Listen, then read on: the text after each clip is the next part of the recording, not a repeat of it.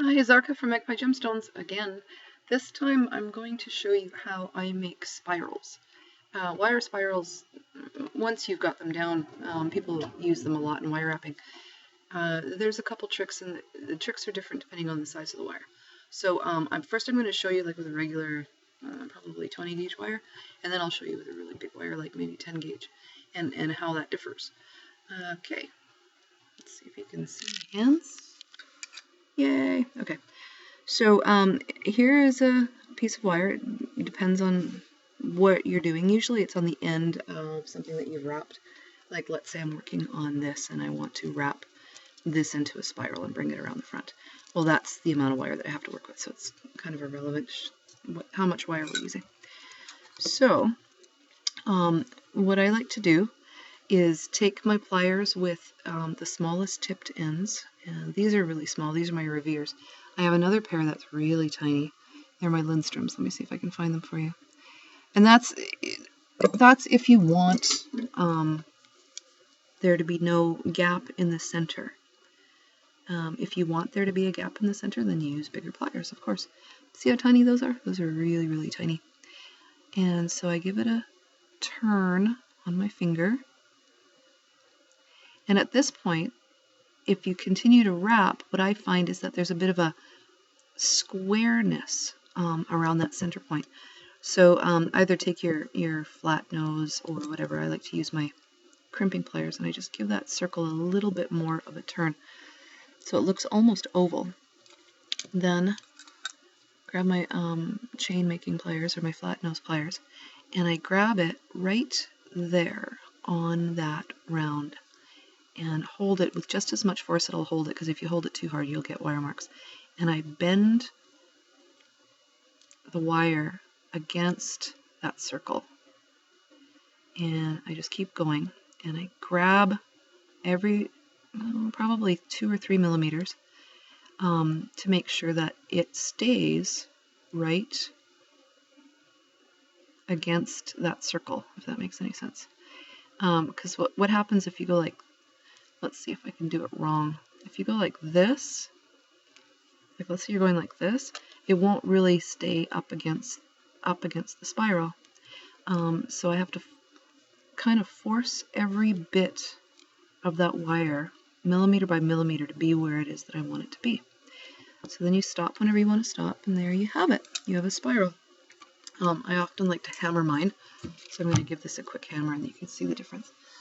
Now with the hammering, pay attention to where you want it to be flatter. I find that if I flatten it more on the bottom or to one side or the other, it gives a really neat visual effect. If you flatten the whole thing, that's fine too. So I give it all one smack, and that kind of sets everything into its place. I look for any plier marks that I might want to remove with the hammer, because this will do it. And then I kind of angle my hammer a little bit this way, and I flatten the areas I want flattened for design effect. And there we have it. We have a little tiny one done. Okay, so now I've got, check out the size of this wire. I don't even know what gauge it is. Where's my wire gauge? I don't know. I would say it's maybe 10, 12, maybe bigger. And I'm going to make a spiral with this. Now this is a whole different ball of wax that we're dealing with. These are my honkin cutters. And I find if I just snip straight through, I'm going to have quite the piece sticking out, because these are not flush cutters. So what I do is I turn my cutters and I cut just a little bit at a time all the way through. And then I get kind of a rounded end.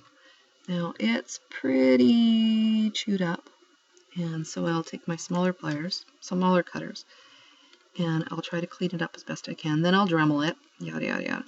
So let's just pretend I've done all that work and it's all clean. Now turning these with a pair of pliers is hard on the pliers, so try to get a pair of heavy duty rounds. And I'm gonna see what I mean. It doesn't want to go. So I try to think smarter than the wire, which often I'm not. But I get it starting to turn, and then I use either flat nose pliers or chain making pliers or my crimping pliers here. And no, I can't get any more of these crimping pliers. They're like 20 years old, and the company that makes them now are making them really poorly. Okay, so now I've got this circle. What I do is I grab in the hole and push this around. Now you see how it's not going right up against? And I just grab another pair of pliers and force it to, like that. And just keep going. And that is how I do the really, really, really, really, really, really big wire into spirals. That's not going to help sometimes if you use the pliers that have some grooves to be able to pull these in. So anyway, there you have it, and then I would hammer the heck out of it and get it all shaped. And let's see if I have one that's finished that I can show you. Here's a pretty big one. It's not as thick a wire, but it's a pretty big wire. And that's what it looks like after it's hammered. I don't have any more already made up that is like this big wire.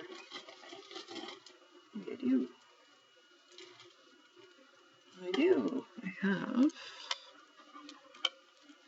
this big clasp that I made. I'm not sure what I made it for.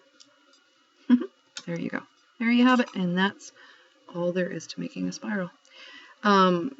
If you want to leave space in a spiral, what I find the best way to do that, I've seen some videos where people put two wires together and then do the spiral, and then there's a space between the two. I can show you how that's done really quickly. I find it doesn't work very well for me, so I just do it the other way. I'll do it the other way for you in a second. So what they do is they pull these tight and do the spiral this way. I'm going to get my pliers in that gap. Where's my teeny ones? There we go. Get my pliers in that gap and start to turn the spiral.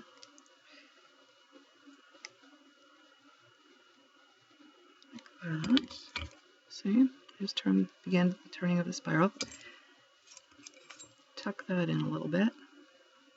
Oh, I see it came apart, but that's okay. We can fix that. There we go. And create a spiral.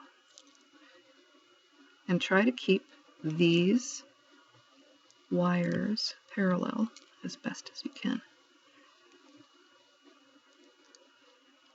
And there you have it.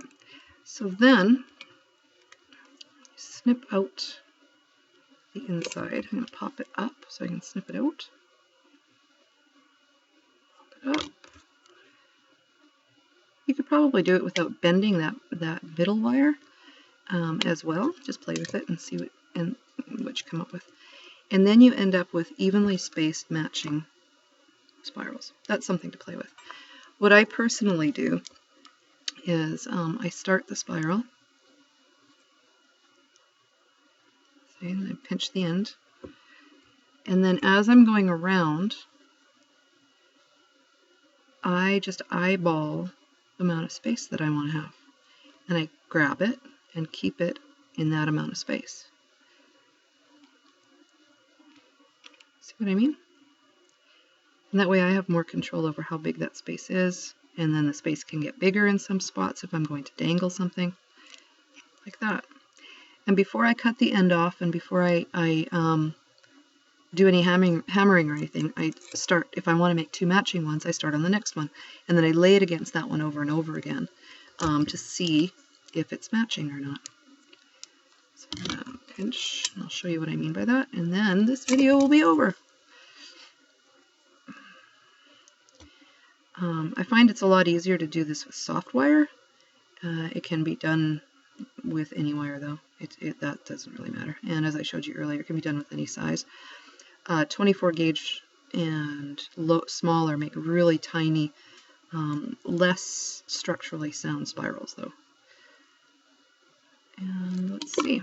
Then I hold it up against this one and I see how I'm doing. And it looks pretty good. And then I'll hold them together and I'll snip them so that they both have the same length ends. Check that out. I have some ear wires that I've done this way. And they're not here presently. I must have used them all in earrings. But then this part goes in the ear up here, and then I dangle things from the bottom. And there you have it. How to make a wire spiral. Thanks for watching.